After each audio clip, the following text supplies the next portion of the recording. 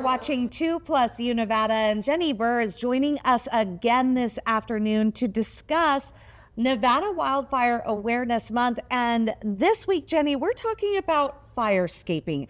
And you and I were just talking before we even started this interview, like there's so much new information about proper foliage and stuff that you need to immediately take out because they're such fire fuel. Yes, 100%. So one of the only plants that we say should not be in your yard are junipers, and that is because they are so highly flammable. And a lot of Reno neighborhoods came up in probably the 60s or 70s, and they really have... They loved juniper back then. They did. And now these junipers have overgrown yards and created a really big fire hazard. And down the street, so we actually just found out that we're somewhat neighbors, and down the street from us, there was a home that their entire front yard was junipers, and the Reno Fire Department came by to this new homeowner, and said, we will not even work on this because those junipers are so dangerous for us. And they immediately took out all the junipers and did a beautiful job with landscaping. And that's the thing is, fire-aware landscaping does not have to be ugly. No, and so often people, I think that it's going to be like zero-scaping instead of zero-scaping. And realistically, what that means is that you want to think about the plants you're putting in and make sure that they're sort of the right plants and then the right placement for those plants. And so you want to create, say, like planting islands where you have a bunch of plants in one area. But you can think about those plants are fuel in a fire.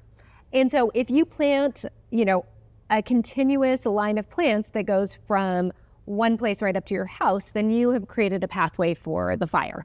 Absolutely. And so if you just break them into smaller groups and you put hardscaping in between them, then that really means that you can create places where the fire can't go, and that decreases the risk that your fire is going to go straight to your front door. And even with these older neighborhoods, so our home was built in the 70s, and with these older neighborhoods, and they had trees, those trees can be overgrown, or we need to be mindful of, just like when we're talking about forests, that we need to be lifting up the fuels from that tree. Right. So especially with evergreen trees, you want to limb them up. So you want to basically, if you think about a fire being down low, you want that fire to burn low, but oftentimes those evergreens have bark that's going to make them fire resistant, and so they won't actually catch on fire. But if there's limbs, those limbs and those needles catch on fire, and then you can have the whole tree go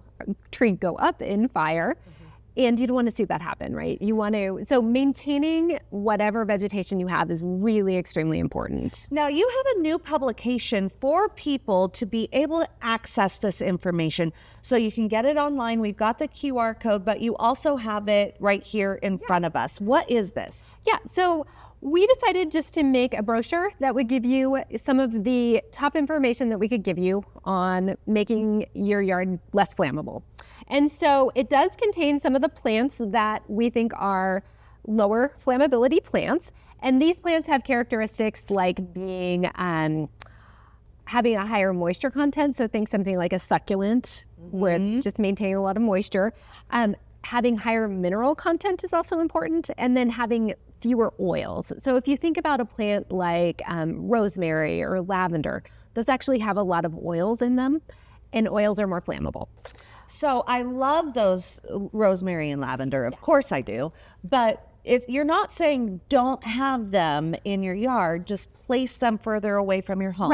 Right. So really what we talk about is that in that first 0 to 5 feet from your house, you really don't want to have plants. So you want to have hardscaping right up next to wherever the base of your house is and going out.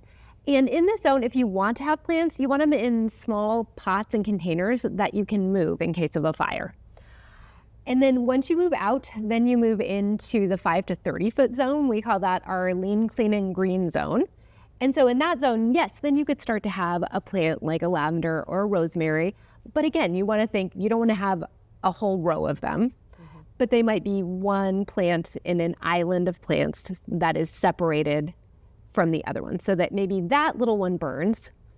And again, you want to properly maintain them. So you want to keep them trimmed back.